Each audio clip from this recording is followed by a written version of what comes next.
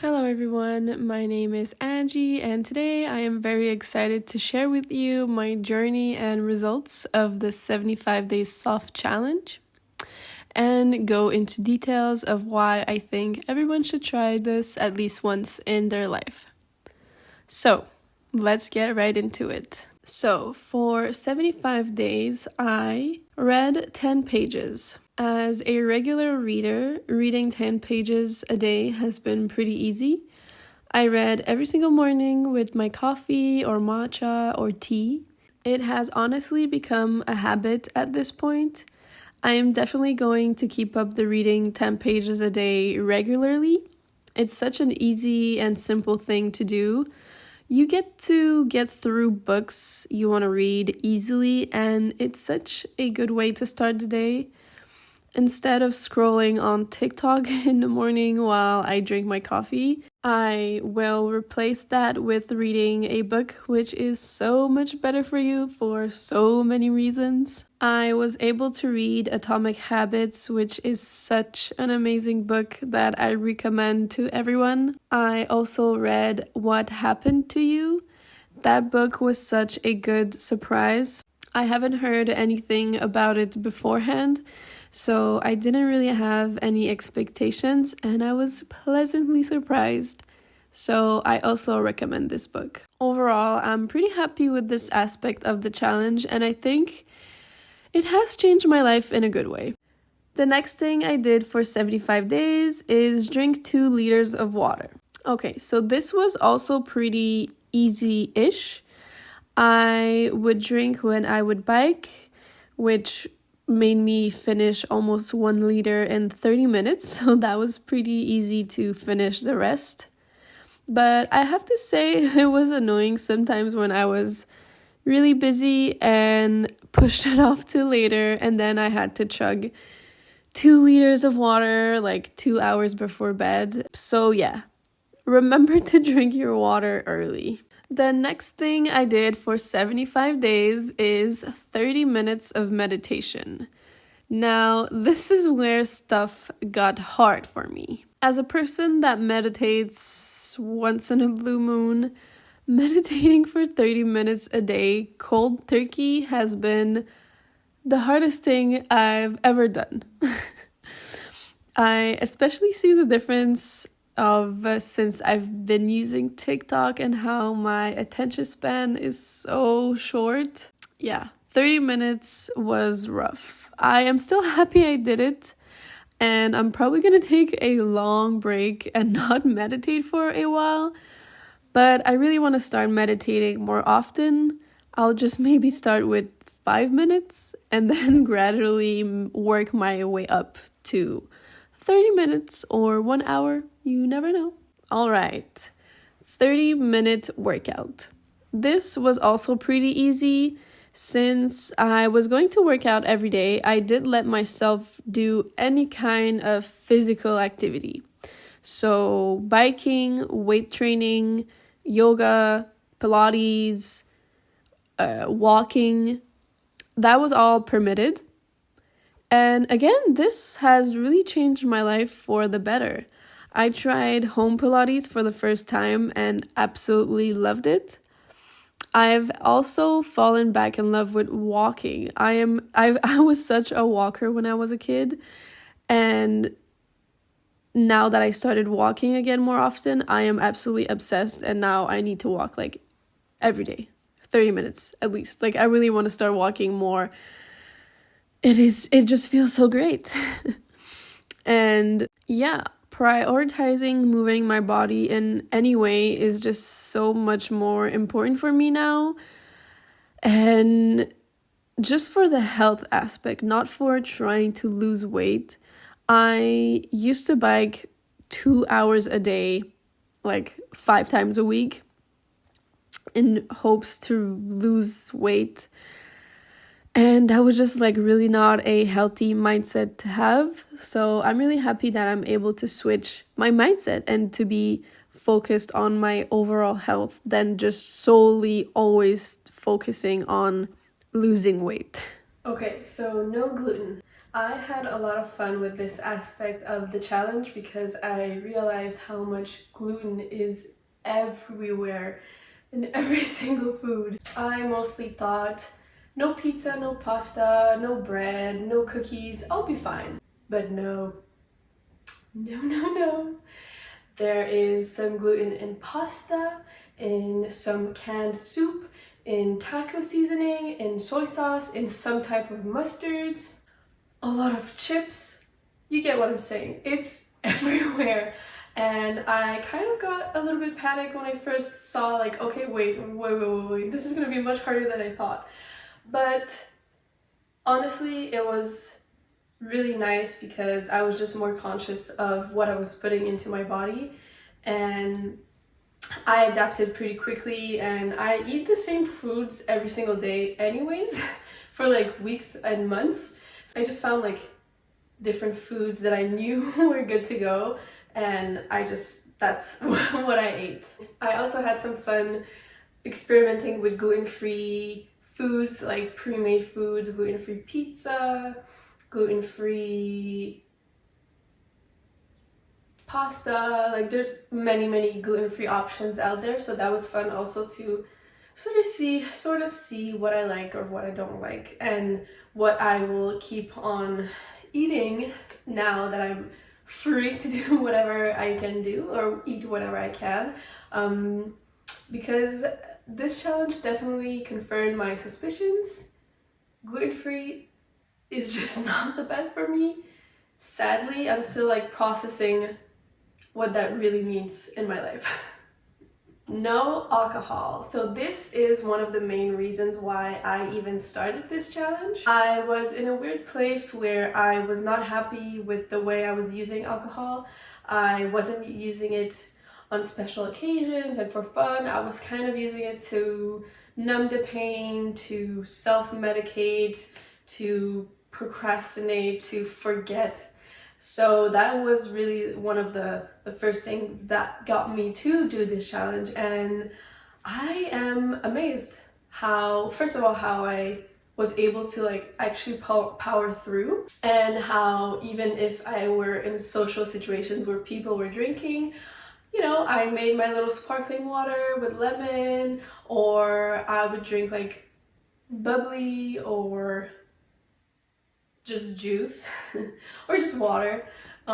It was also really interesting because I realized how much I rely on alcohol in social situations. Like I am a very anxious person who is on the journey to learn to be less anxious and more social, and I realized how much of a crutch alcohol is for me, and how there's a lot more for me to learn and to work on. And yeah, I just need to, that was a great thing to realize. Like I need to stop taking a few shots or drinking before getting somewhere. I need to learn how to be good in social situations without alcohol. So that is also something that I'm gonna have to keep in mind and practice. I was also very happy because I had a few like low, overwhelming, anxious moments where I was like, ugh, I could really just go for a drink right now. And that's what I would usually do. I would just like, this is too much, let me just take a few shots or whatever. But I couldn't, and I had no choice but to like be with myself and feel my emotions and process my emotions. And I am also really truly grateful that I had that chance, that opportunity, because again, like it's important to learn and process your emotions without just numbing them with alcohol. Like that's not the person I want to be. And last but not least, progress pic and weigh-in. So every Monday I had to take a progress picture or video and to weigh myself. All right, so we're not gonna make you wait any longer. Here are my results. All right, so there's 5 things I noticed that changed with this challenge. So change number 1 is my weight. So my goal was not necessarily to lose weight. I wanted to mostly focus on, the alcohol and the gluten-free. Like I didn't want to start this challenge and be like, let's eat so much, like no calories, and that's not the mentality I wanted to have. Like I I've been struggling kind of with my eating and my calorie intake for the past few years. So I was like, let me not do calories. Let me just focus on health than losing weight. So I was not expecting to lose weight, because not only that, but I've been eating so much. Like, it's not just like if I was just eating healthy. Like, I was eating a lot. Like, I was eating a full pizza to myself, like, for a few nights, or like a big bowl of poutine, pasta, like ice cream, drinking like sodas, like you name it. I was eating freely, and it was Christmas time, so I was eating a lot of chocolate, a lot of, you get what I'm saying. So I was like, oh, I'm sure I'm gonna gain some weight, but whatever. The most important thing is my health. But no, I actually lost a bit of weight, which I was pleasantly surprised. It was a weird thing to lose weight while exercising 30 minutes and not tracking my calories, when I used to bike 2 hours a day and eat barely any calories, and I was not really losing weight, which is like understandable now, because if you eat really restricted, your body is not going to react well. It's going to slow down your metabolisms. But yeah, so the fact that the one time that I'm actually eating freely, I lost weight is kind of surprising to me. So I lost 5 pounds. You can see the picture differences here. I don't know if you can really notice the difference, because they're really, really small. Like 5 pounds is not much, but like when you're in your own body, you can really see the differences. And I do see a couple of differences that I'm kind of, I'm pleasantly surprised, because like I told you, I was sure I was going to gain some weight. Change number 2 is my acne. That is something that I was not expecting. I didn't even think about it. And it was only like a few weeks in that I noticed, like, oh wow, my acne is a lot less present. And if you see the difference of how I was before starting this challenge and how I am now, it's amazing. And I don't know if it's the no alcohol or the no gluten or both. That's kind of something that I'm gonna have to test out. But yeah, it's been years that I've been trying to figure out what to do with my face, what is wrong with my face, what is wrong with what is going on. And I've tried so many different creams and stuff and pimple patches and whatever, and nothing really changed. And I didn't change nothing. Like, I used the same face wash, the same face cream, pretty basic stuff, and my acne is almost gone. Like, I have a lot of scars, but no pimples and acne and like pain, redness, swelling. So that is amazing. If ever you're struggling out there with acne, try not drinking alcohol or not eating gluten. It might be that. Okay, change number 3 is the no bloating. So this one, I was expecting it. Like, I knew deep down that gluten was hurting my stomach, and so I knew, like, every time I ate pasta or whatever, my stomach would bloat and be super painful, and it would be awful. So I used to look like this on a daily basis, and now I look like this on a daily basis. So again, it's nice to see that there's actually something I can do to not be in pain every day, but the fact that I might have to almost never eat super good yummy food is kind of sad. So I need to process this. But yeah, overall it was a blessing, not just for, because it's not just for the confidence of how I look, but it was painful. Like, every day super painful. So it felt good to have no pain. Change number 4 is my confidence. I just feel a lot more confident in my body, obviously, because I don't have painful, red, yucky acne. I am not looking like I am 6 months pregnant, and I lost a little bit of weight. So that is making me confident, but also just the fact that I was able to do this challenge. I feel proud of myself. I feel like I'm stronger than I think. It's definitely a great confidence boost. It's always great to accomplish something. And change number 5 is my resilience and mental strength. I really realized that the whole point and the whole point of this challenge is really, it's all in here. It's all mental. It's all your brain, your subconscious. It's all here. And I am so much stronger and a lot more in control of my life, of like what I want to do and what I don't want to do, and not get like influenced by this fear, this part of you that's lazy, that's fearful, that's jealous, that's, it really helped realize that I am a lot stronger than I thought I was, and this strength is gonna be implemented in a lot of aspects in my life, especially in my anxiety journey. That is definitely a good example to my brain, like, I know you don't want to do it, or I know you're too tired or whatever, but no, you can do it. You are stronger than you think. We got this. Let's power through. Let's focus. Let's do it. And you can do it. Stop thinking you can't do it. You can do it. And I feel like that's so important for a brain that has anxiety, is to be like, no, trust me, you can do it, It's also crazy because I had a pretty rough December. I was sick for 2 weeks, like extremely sick. I had to go to see the doctor, which I never do if I just have a cold. I was having the worst headache. I had ear pain and like the loudest tinnitus I ever had. Like, I had a hard time hearing people talk. That's how loud my tinnitus was.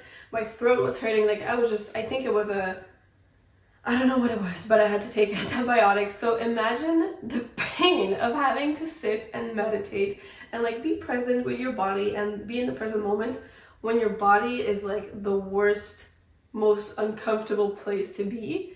So it made my challenge even spicier, even harder. And then I got better with the antibiotics, and then a few days later I got sick again with COVID. So that was such a blast. I also had a really bad wrist problem for a few days, and my wrist was completely locked.